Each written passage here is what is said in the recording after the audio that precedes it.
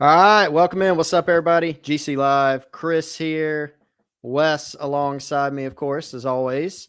Rolling through on a Monday, rainy Monday, out where I am, actually. Wes, I don't know if it's raining your way, but I don't know, man. I don't know about you. I've enjoyed the football-esque weather, a little bit of maybe fake fall. Too much rain spruced in for my liking. Not even spruced in, just rain everywhere. So hopefully that stops soon. Hope everybody's doing well. Got a lot to cover today, Wes. We were out at practice last night, jumping right into it. We'll have more on that. Big announcement coming today from South Carolina Athletics. Probably about as soon as we hop off here, we'll kind of let people jump into that, have some updates on that announcement. We'll tease that here, or I did tease it. We'll talk about it here in a little bit.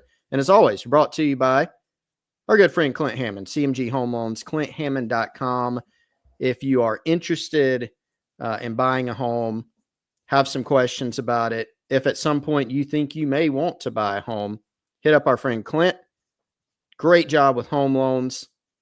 Friend of the show, big South Carolina fan. He'll be glad to talk Gamecock football with you as always. 803-422-6797 in the NMLS number, 715-97. Wes, let's start right off the bat.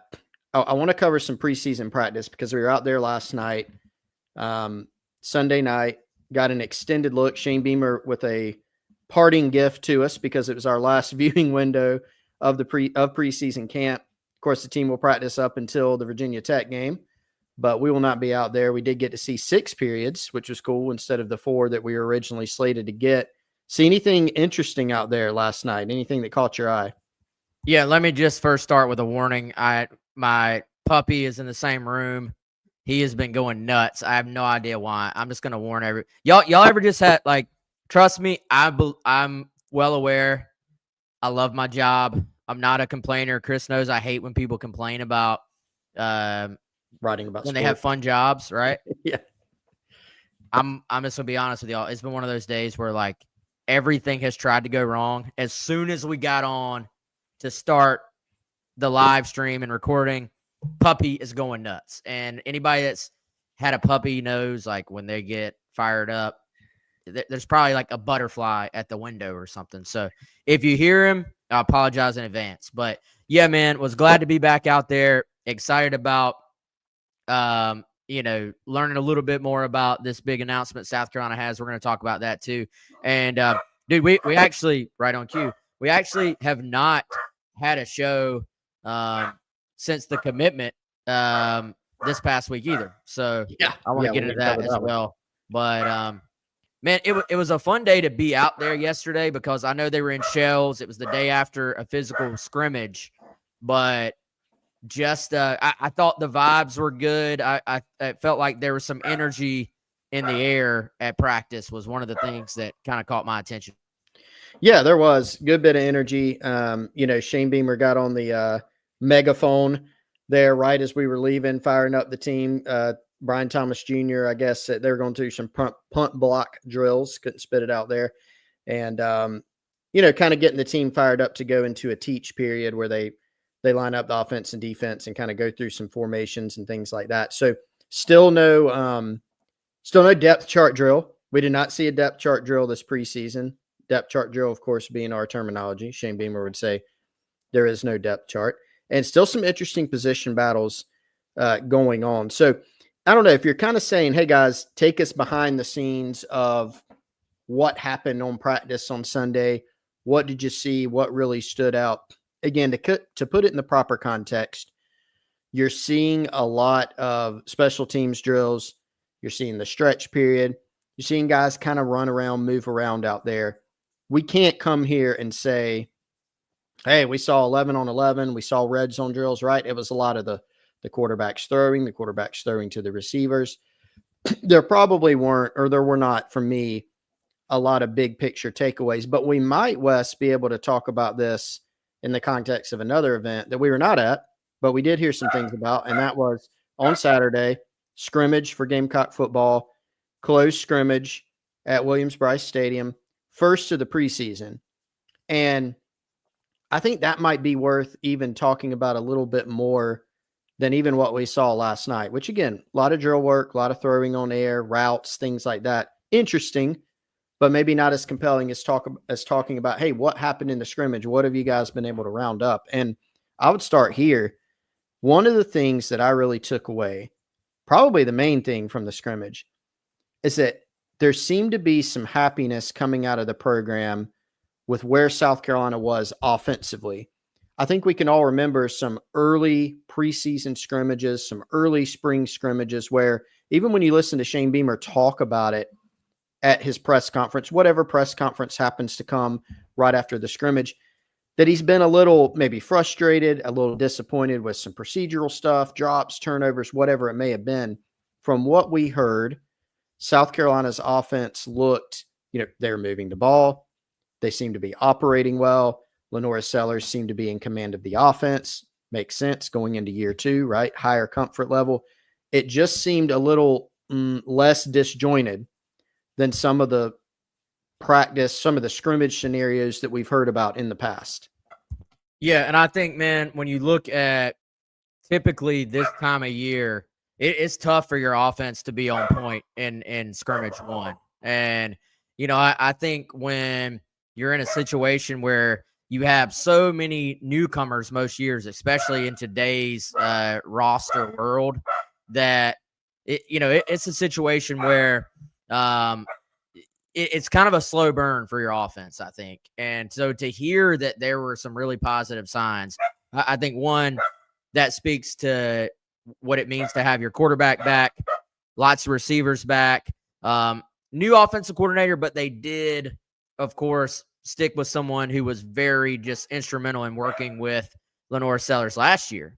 So I think those are things where, even all those things being true, that doesn't always mean it's just going to naturally kick in and you're going to hit the ground running. But I think those are some really positive early signs, in my opinion, for South Carolina's offense.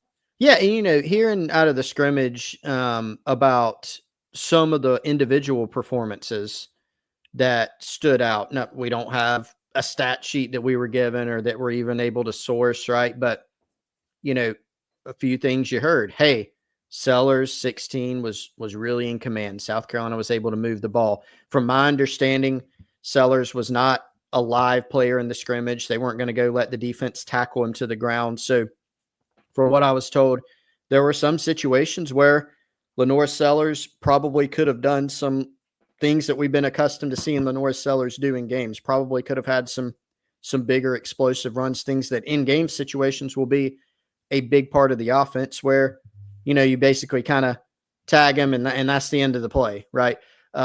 We did hear about some of those things. His brother, Jaden Sellers, Wes, kind of start to hear more and more about Jaden Sellers. Not that we're, I think, ready to say, hey, he's going to play a big role this year, but they have been impressed, it seems, with Jaden Sellers.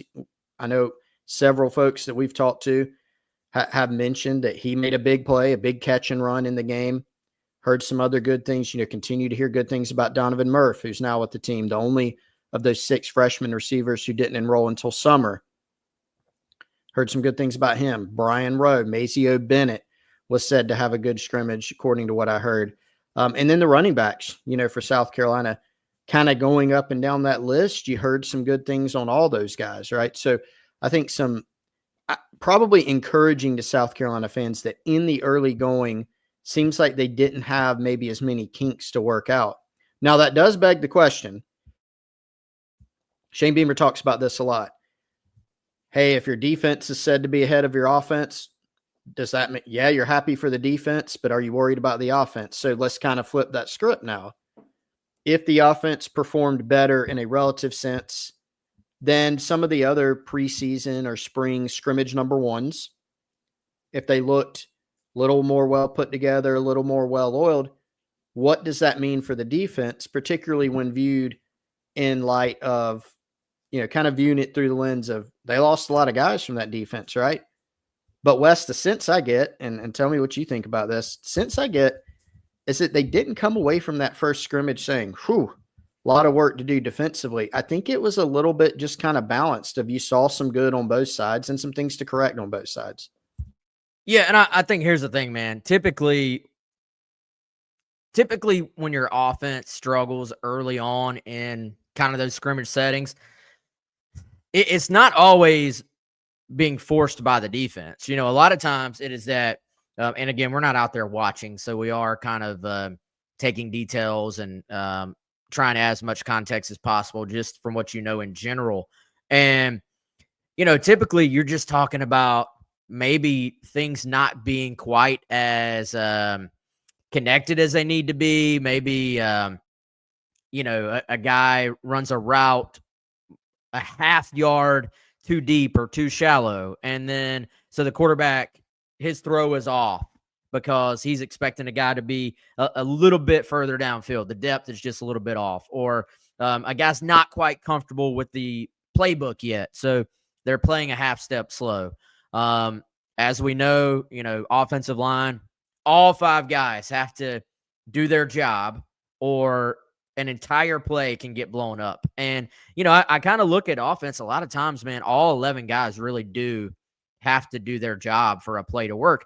On defense, the backside safety could completely bust his assignment, but if the ball's not going in his direction, nobody ever even notices. So, I think it is difficult typically to be pretty good on offense right off the bat. And so, yeah, it's a great sign, man. I don't think it necessarily means anything about the defense. We knew that this defense was going to have a lot of newcomers. We knew there's going to be a lot of guys getting settled in. This was really their first scrimmage opportunity, certainly, of the preseason where they're all together, all on the field together, where this is your unit, and, they did have some scrimmage setting stuff in the spring, but a little bit different. They've added some guys to the roster as well. You got Bakari Swain back in the mix. And, so I think for them, this is a good sign because to me, all things being equal, you last year went in and said, hey, they're going to need this defense to play really well early in the season. Just give the offense a buffer. Give the offense an opportunity to get better. And I think it's time for the offense to repay the favor, man. Like I do think this is a defense that has a chance to actually be pretty good. I don't know what that looks like early on, and they could be pretty darn good right off the bat. But if there are growing pains, I don't think that means panic. But I mean, how different would that be if South Carolina had an offense that just hit the ground running in game 1 of the season, and the defense all of a sudden doesn't have so much pressure on them to where 1 or 2 busts and you could lose this game. Like I think that just obviously would go a really long way for this team going into year 2 under Lenore Sellers. And I think there's maybe some more meat on that bone too, just in terms of what does all this mean for Sellers in terms of his approach on the field, his approach to when do I run, when do I kind of go through that second, third, fourth, fifth, read on my progression, and when does he just turn it loose and go be Superman? So I think in an ideal world, you want for him to be able to feel comfortable going through those reads. And then he always has the ability, if he needs to turn it loose and, take off running. Yeah. And I think we saw that. We saw Sellers get more comfortable, obviously, as the season went on. We say it all the time. Compare the game 1 against Old Dominion versus the back half of the season, the Clemson game. Sellers was quite clearly a lot more comfortable as a player. Even a guy as talented, as smart as he is, it takes some time, with the schedule that South Carolina is going to play on a year in, year out basis. There's not going to be any let up to that this season. And South Carolina's offense was able at the end of the year to give the defense a little bit more of a buffer too. I mean, look at the Missouri game, right? Missouri actually had, aside from the Illinois game, they had the most success of any team running the football against South Carolina last year. They made a play that very well could have won them the game against a very good South Carolina defense on the ball to Luther Burden on the 4th down. but the Gamecocks were able to come right back down the field. Lenora Sellers, Delvon Campbell, Rocket Sanders, and they were able to make some big plays to go finish that game off. They were able to score enough points. So I do think it's on paper. That's the fun thing about football and kind of the offseason talking season is all this is on paper. We think certain things. The staff who gets to see this team every day in practice for hours and gets to review the film and gets to review film of the opponents, what they think is on paper. They have a better feel than we do, of course, because of their familiarity, but it's on paper, right? So some of these answers we're frankly just not going to know until the Virginia Tech game. And frankly, we're not going to know some of these things. They're not going to be answered after the Virginia Tech game, win or loss. Because remember the conversation after the ODU game last year? It was a win, but it was not positive, right? And this team still didn't turn it on until the back half of the season. After the Oklahoma game, they flipped that switch and really kind of reached their potential. They reached what the potential of the 2024 team, especially when you look west at so many new guys, particularly on defense, some players who are either new to the program, like look at the linebacker core. Lots of guys that are new to the program and or playing their biggest roles yet, like a J.R. Johnson or Sean Murphy or Justin Okoronkwo, two guys who are transfers, who have been around college ball but are brand new to this program. It might take some time for those guys to gel. This team might not be a finished product or will not be a finished product, win or loss against Virginia Tech. So a couple other things to remember. I mean, first preseason scrimmage, rather. There will be others. Generally, scrimmage number 2 is when you start hearing more and when the staff starts making more decisions about, okay, who's kind of on that cut line as far as who's really going to help us this year? Who looks more like they're going to redshirt? And so that'll be another key, moment, I think, in the preseason. And then Shane Beamer is slated. I saw this question earlier from Robert Short. When's Beamer having his next presser? To be tomorrow, Tuesday at 1 o'clock. And we'll, of course, have complete coverage of that. Wes, what was your Tim Tebow rant? Not on Tim Tebow. My rant. Your Tebow-esque. Yeah. Yeah. Rant. That people need to just shut up and leave Lenora alone. That seems good. And seems like you were on it. Well, the funny thing about all this is that people forget the narrative around Sellers from some people about 5 games into last season. He's not the guy. Yeah, which crazy. There's a lot. Yeah, there's a lot of things to unpack with that. But also, what if you get even close to the Sellers we saw the last half of last year for an entire year? Like that is, that's where you really start talking about things, being potentially special. And by the way, Chris, while we're on here doing the show, so as we talked about beforehand, South Carolina about to have a press conference with a special announcement about their partnership with Blanchard Machinery. They have now officially sent out the press release. Basically, I'm trying to read through some of the details right now, but they did confirm that the Blanchard Cat and Blanchard Rental logos will be featured on both 25-yard lines at Williams-Brice Stadium on the field.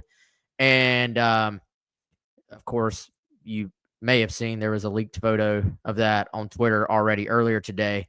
But, again, I'm reading this in real time. It says, beyond the new on-field presence, Blanchard will participate in the Gamecock Student-Athlete Development Program, offering internships, post-grad jobs, and contribute to career development workshops.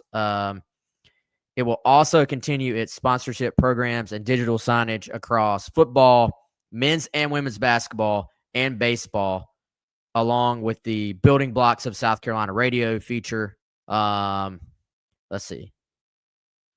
The Blanchard logos on the playing surface at Williams-Brice Stadium will bring unparalleled visibility, appearing on national television broadcast, social media, and at every Gamecock home football game. So they will go through more details on that. in the press conference, which will be going on right after we get off air here on GC Live. But Chris, dude, more important than ever. You made 20 years ago, you maybe would have said, I don't want a logo, an advertising sponsorship logo on my playing field, right? However, you got to find revenue streams these days.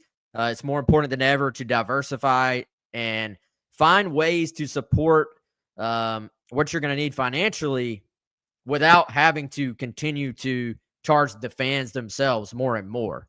And, with one, the Williams-Brice Stadium project, and two, rev share now in play, this is a big deal, man. And the NCAA, I went back and looked. The NCAA, this used to not even be legal to do this, but the NCAA approved earlier this year, I think it was early June, for schools to be able to even logistically, by the rules, do this. And so you knew it was probably coming. I imagine other schools are working on similar deals. And South Carolina getting a commitment from Blanchard Machinery, which is in West Columbia. So you got a local flair here.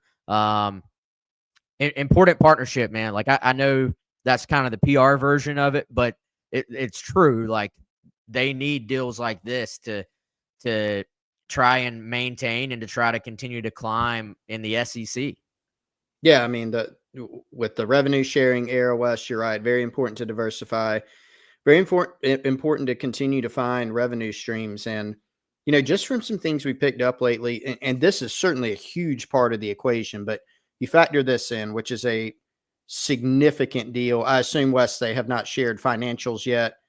I don't know if those will be shared at the press conference or if ever, but safe to say, even though I don't have a figure I could report right now with 100% accuracy or confirmation, this is a significant deal. This isn't, $100 deal or anything. This is a big deal, long-term deal, big deal.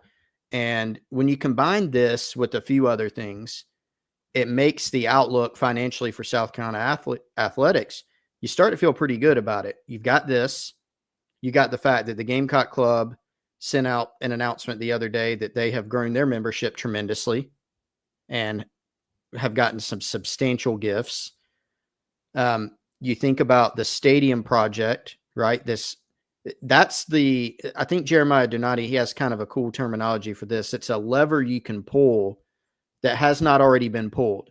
One of them was a field sponsorship. You've now got that in place.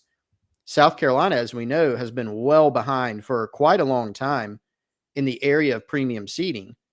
There are people out there that will purchase premium seating. Go to Williams-Brice Stadium on a Saturday night. You'll see there's great fan support. There are people in the premium seating options that exist now, and there are people that are interested in moving to these new proposed ones, the ones that will be built. That is a huge, not potentially, that is a huge revenue stream that, when that faucet gets turned on, can help South Carolina tremendously. So you do feel very good, I think, with some of these moves that are happening financially for the university. And of course, that's very important to be able to keep up nowadays. Yeah, no doubt. Will there one day be logos on the jerseys? I would venture to say absolutely. Yeah. Yes. Is that perfect? No. Is it better than raising ticket prices and price of admission and concessions and all this even more than they're going to go up just naturally with inflation? I'd say it's far better than that. And so from what I can see in this release, Chris, they did say it is a 5-year commitment, but there's not a unless I'm completely missing it and just kind of skimming through, I don't see a financial number. But I can guarantee, you're talking about multi-millions of dollars, basically. Yes. And I have not heard the exact number. I think in terms of, I'm hesitate to even say it, but in terms of some numbers I've seen thrown around, like 10 to 15 million is something that has floated out there. I'll put that in the strong rumor category. I'm not reporting that, but when you're talking about rev share in particular, like that's a nice portion of that you can starting to kind of check off. And yeah, man, it's perfect timing, I think, for this deal. So look forward to learning even a little bit more about this moving forward. And a couple of Gamecocks, which I think is important. It's important. I believe both of the Blanchards are USC grads, and to me, it's important that if you have alumni that are business owners, that they feel the need and the want and the drive to want to, support athletics via their business success. So anyway, we'll get off that, but definitely a big deal for South Carolina. What else do you want to hit on the scrimmage, man, before we move along? Anything that just is kind of a top of the fold if this was a newspaper? I feel like we have hit some on the offense. So let's talk a little bit defense. South Carolina, and you've talked about this a lot, Wes, they seem to like what they have in the linebacker room from a talent standpoint. We all know, we don't have to repeat it over and over, what they lost, not just in terms of production, but talent, experience, leadership. And so that will be a question mark. That part of it, as you go through the rigors of a season, will be a question mark until it's not. But just from a physical standpoint, you've got some guys who, two guys who Nick Saban once recruited to Alabama, and Murphy and Okoronkwo. You've got J.R. Johnson, who is frankly kind of an athletic freak, who played in every game last year, mostly on special teams. You've got some freshmen behind them. You got Jaron Willis, who's been around the program a while. They seem to like what they have there in terms of the athleticism, the talent, and I think some athletic competitive depth as well. I think it kind of is interesting that they signed a pretty talented linebacker class, and we're really not even hearing a lot about those freshmen. And I think that's frankly because the older guys are ahead. And I think that's probably a good thing. You're not having to have guys forced into action. But that's one thing that stood out. Just heard that those guys continue to pass the eyeball test as far as how they move around the linebackers. And then one other note, Wes, in the secondary, I'm intrigued and kind of officially tracking David Busey in the secondary. I think Peyton Williams is probably your guy to watch. Not your guy specifically, but he's the guy to watch to take over that slot vacated by Nick Emanwori. But David Busey's been pushing, and I think he's someone that will be a key player once again on special teams as he was last year, but is starting to push more and more as a position player too. So a couple of things there that stood out to me defensive from what we've heard. Yeah, and man, you will remember it was about this time last year on David Busey. I feel like, remember, he was just a member of the recruiting class. Like, what was he, like the lowest rated guy in the class? He was down there. And you were going, well, this kid has some toughness to him, plays the game the right way. He's maybe a special teams guy, if that. And then I think it was about scrimmage 1 or 2. People were going, hey, this guy kind of flashes a little bit. And we were going, is he going to avoid a red shirt? And then, he ended up not playing a ton on defense, but did have a big role on special teams and got in late in some games. And I think he's one of those guys, man, when he gets into that scrimmage setting and he can actually go, the pads are popping and he's hitting people and he's being physical, his skill set probably pops a little bit more. And ultimately, I think regardless of which guy ends up being the dude there, I'm with you. I mean, I think it would be tough for anybody to beat out Peyton just right off the bat, like to start out. But for one, we know you always need depth. Like, people are going to get banged up. But two, it's, I think a good positive sign that we're starting to hear a little bit more about him, moving forward. And let me add, just in general, I really like what we've heard about the secondary. Yep. Like, and I'm a Cole Kubelik guy, and I was listening to his podcast, and they weren't talking about South Carolina, they were talking about another team. But safety, if the biggest concern about the safety, about your defensive backfield is one safety spot, and it's a veteran guy who at the very least can go out there and play at a kind of a I'm not going to screw this up level. Like I'm going to be a good solid starter, which is what I think I think that's the lowest level. Like that's the floor of that position right now, I think. And dude, unless you are Nick Eamon-Warry, unless you are the kid at Ohio State that transferred, Caleb Downs. Unless you're Caleb Downs, like safety is one of those spots where it's not really that flashy of a position. And typically, if you just have guys that can get the job done, that's fine. And you start to look at that, the nickel spot, the corner spot. I think there's some real talent. Like, and that's the spot where it's not always easy to find guys that can cover in the SEC. And you start looking at someone they're very comfortable with at nickel and Jalen Kilgore. You start looking at Judge Collier, who's already had a really solid start to his career. Lots of buzz about him taking another step forward. Cisse comes in. He is a coach's dream type guy. Clayton White was joking, like, it doesn't matter if I'm on vacation and Cisse's on vacation, and like this guy's going to blow you up and he's going to have a question about football.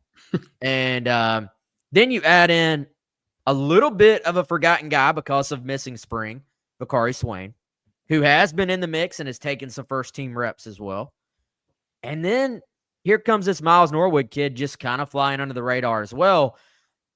I think at corner, the 2 corner spots, that's 4 guys that I think they feel good about rolling out there. And the funny thing is, man, as much as they are very set on telling us, hey, no, Kilgore's the nickel back, he's not playing safety right now, every time Cisse gets brought up, they talk about his versatility. So what does that mean? I don't know. Maybe that means we're going to see more true like dime. Like if it's 3rd and long, we're gonna roll, all these extra corners out there, and Cisse can play dime, and you can get Bakari out there. You can get George Wilson out on the edge, opposite of Dylan Stewart as a pass rusher, and we're just gonna match up type thing. Maybe that's what that means. But I just to have lost a Nick Eamon-Warry, the fact that we continue to hear so many good things about this secondary through camp, it's just a huge, I think, kudos to Torian Gray, to Clayton White, to that whole bunch. But it is a really good sign for this defense here as well. Yeah, I mean, it's not an apples to apples like trade-off, right? Because, you'd love to have two Nick Eamon-Warrys playing safety every year. The reality is they don't grow on trees, which is why he was, just missed the cut of being a first-round pick.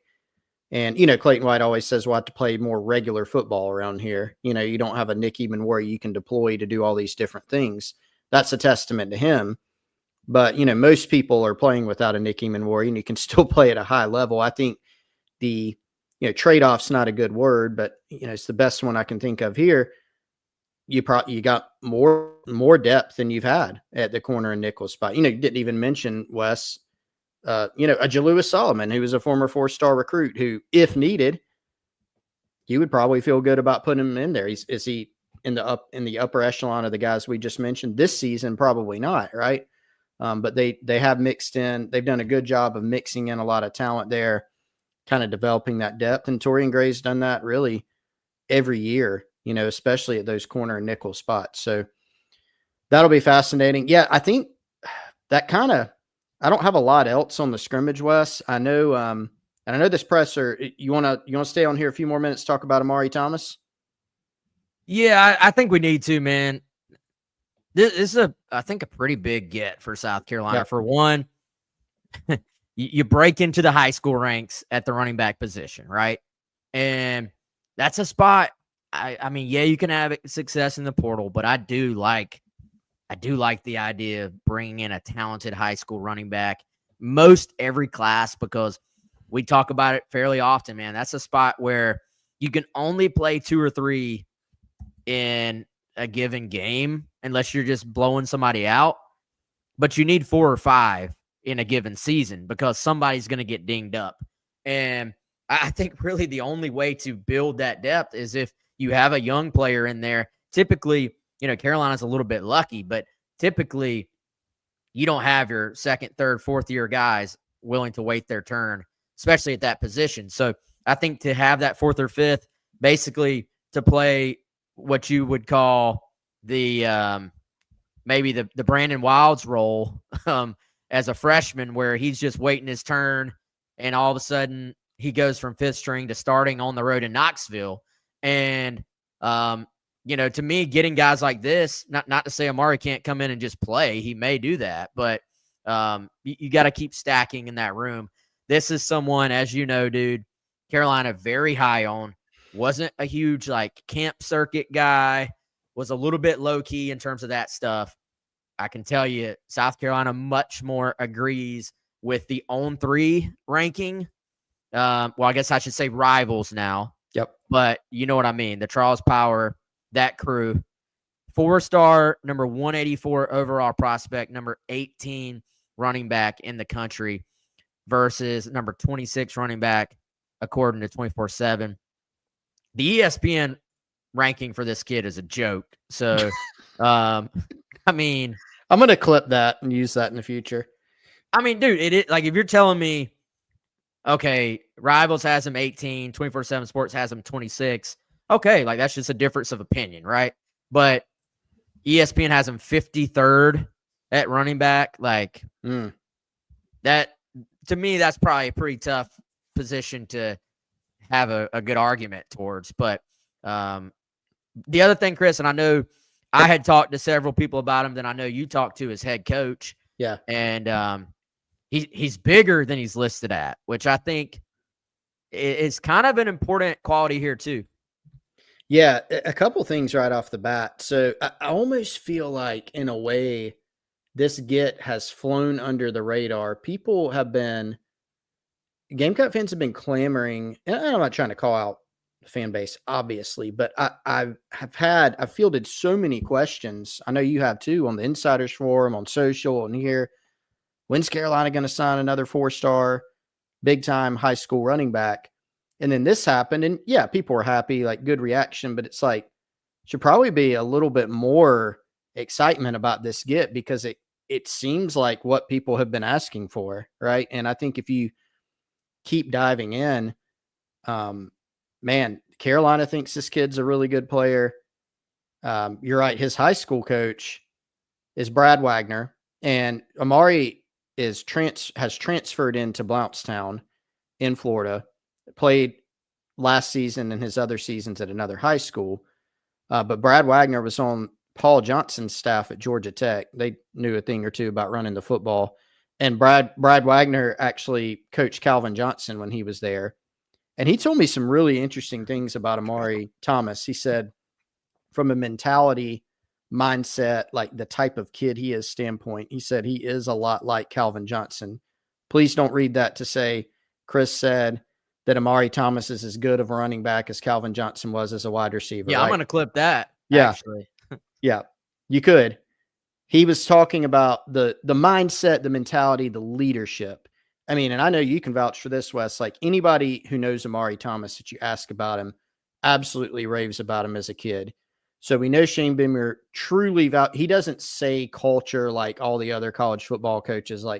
It is something he truly values and doesn't really want to compromise in his program. This is the kind of guy you want. Now, that's all well and good. Can you play football too? And this kid can.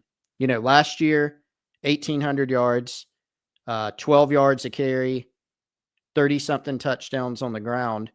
And so when you look at the game, something else that Wagner told me about, now he hasn't coached him for this year, but he coached him all spring. He obviously is familiar with him from, seeing him in high school ball, said he's an elite receiver of the ball, which kind of gets forgotten.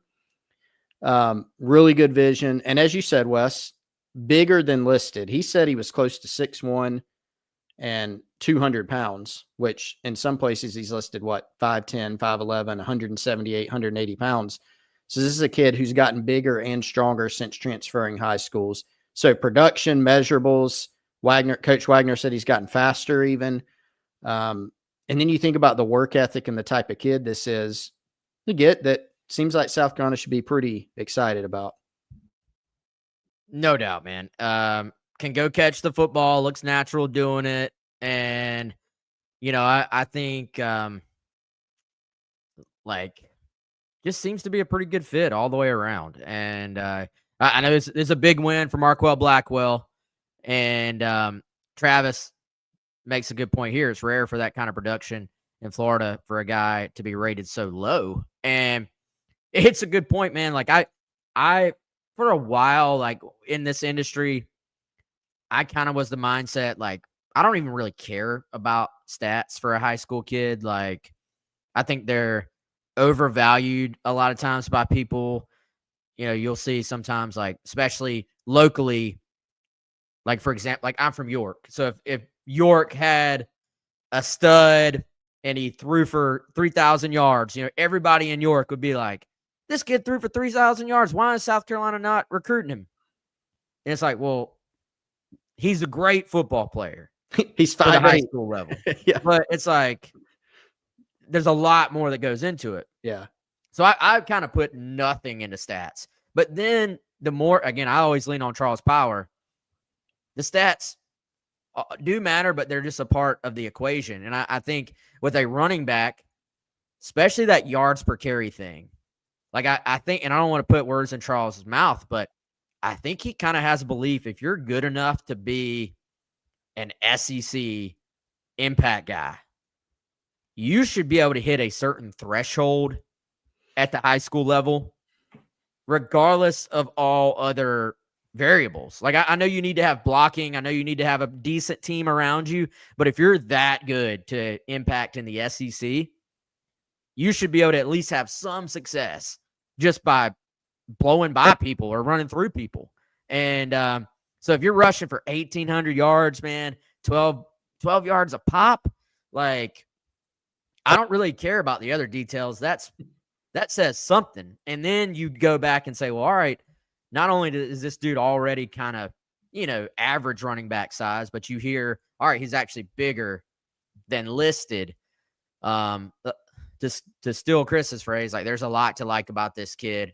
And also I saw, like, there were maybe quotes from him about before the commitment.